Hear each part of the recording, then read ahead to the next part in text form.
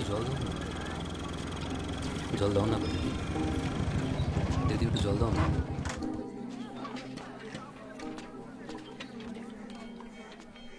కీజాలు ఇలా ఎండలో కూర్చొని అందరిని నీళ్ళు అడిగే బదులు నువ్వు వెళ్ళి పట్టుకోవచ్చు కదా. మేము బావిని అంటరాదు కదయ్యా అని ఆ బావి చెప్పిందా? నీ కుండ నిండాలంటే అయితే వర్షం రావాలి, లేదా నీలో ధైర్యం రావాలి.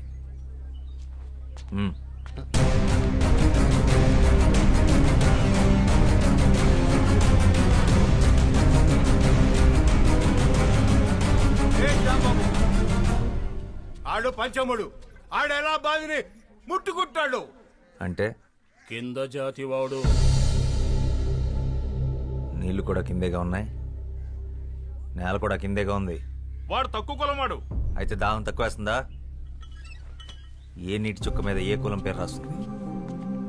వాడు ఇదే ఊర్లో పుట్టాడు, ఇదే ఊర్లో పెరిగాడు, ఇదే మట్టిలో కలిసిపోతాడు. ఆ మట్టిన పుట్టిన తిండిని నీ పిల్లలు తింటున్నారు. వాడు అంటరాని వాడు. అంటరాని వాడైతే మరి వాడు నడిచిన నేల మీద నువ్వెందుకు నడుస్తున్నావు?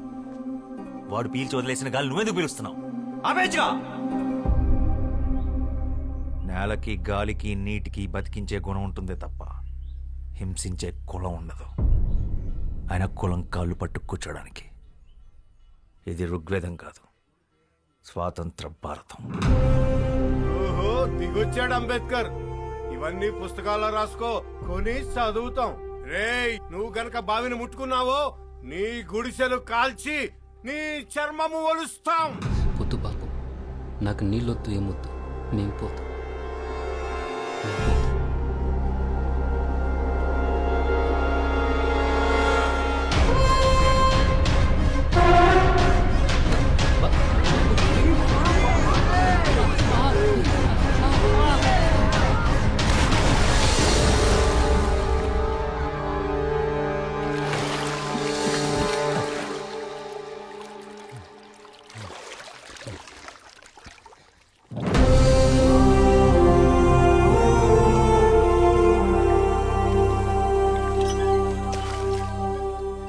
ఇప్పుడు ఈ బావి కూడా అంటరానిది, వాడికే సొంతం. దాహం అనుకున్న వాళ్ళు తోడుకు తాగండి, కులం అనుకున్న వాళ్ళు ఎండి చావండి.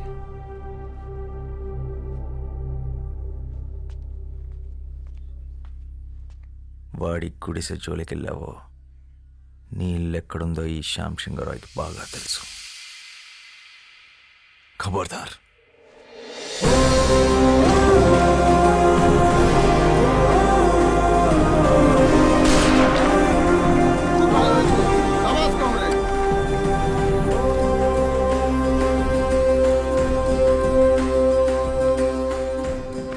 बंधु हमारे साथ आ जाओ.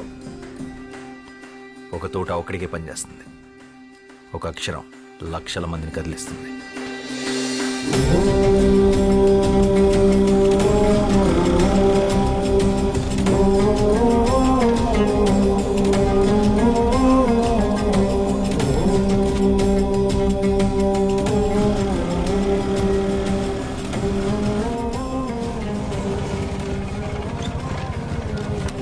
আকাশ ঘিরে মেঘ করেছে, সূর্য গেছে পাটে, কুকু গেছে জল আনতে পদ্মা দিঘির ঘাটে।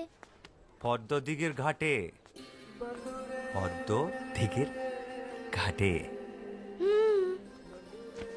చిన్నప్పుడు ఇదే పాట మీ నాన్న నాకు నేర్పించాడు, ఇలాగే ఒళ్ళో కూర్చోబెట్టుకొని. ఇప్పుడు అది మీకు నేర్పించడం నా బాధ్యత. మళ్ళీ ఏం చేసావు శ్యామ్? మీ అన్నయ్య చాలా కోపంగా ఉన్నాడు. మనం ఏం చేసాం? ఏరా, ఇవాళ దాదాబాయ్ ఖరగ్పూర్ నుంచి వస్తున్నారు, జాగ్రత్త. ఆయన ఏమన్నా నోరు మూసుకునుండు, ఎదురు చెప్పొద్దు. ప్రసాదం తీసుకో. పండగ రోజు గొడవ పడకండి. దేని గురించంట? ఈరోజు జరిగిన దాని గురించా, లేక నిన్నటి గొడవ? మొన్నటిదా?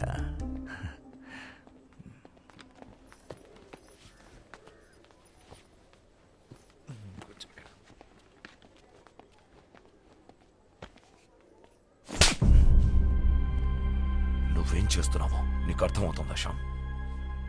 మన కుటుంబం పరువు తీస్తున్నాం. ఆ దళితుణ్ణి మంచినీళ్ళ బావిలో పడేస్తావా? పిచ్చిగాని పట్టిందా? ఇప్పుడు మనల్ని కూడా ఊరి నుంచి వెళ్ళేస్తారా? నీకు ఆ కష్టం అవసరం లేదన్నయ్య, నేనే వెళ్ళిపోతాను.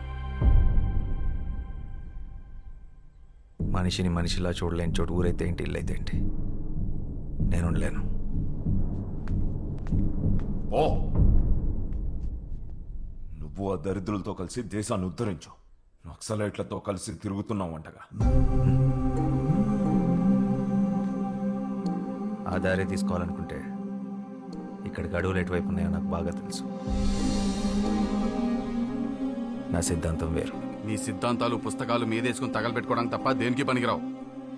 మనిషికి స్వార్థాన్ని మించిన సిద్ధాంతం లేదు, అది తెలుసుకో. నిజమే, స్వార్థం గొప్పదే. నీ ఇల్లు బాగుండాలనుకోవడం నీ స్వార్థం, నా ప్రపంచం బాగుండాలనుకోవడం నా స్వార్థం.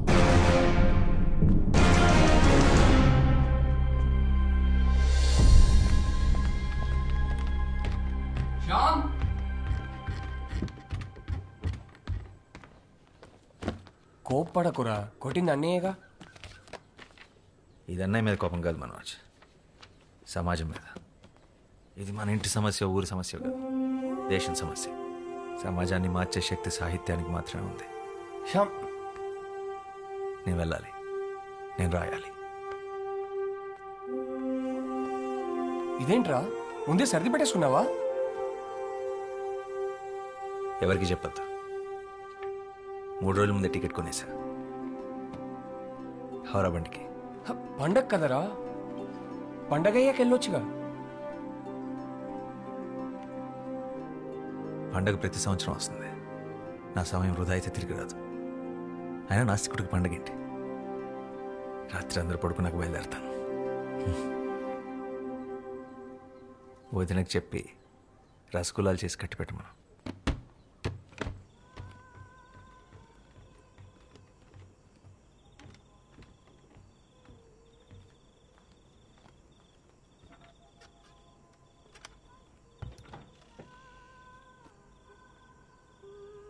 శ్యామ్,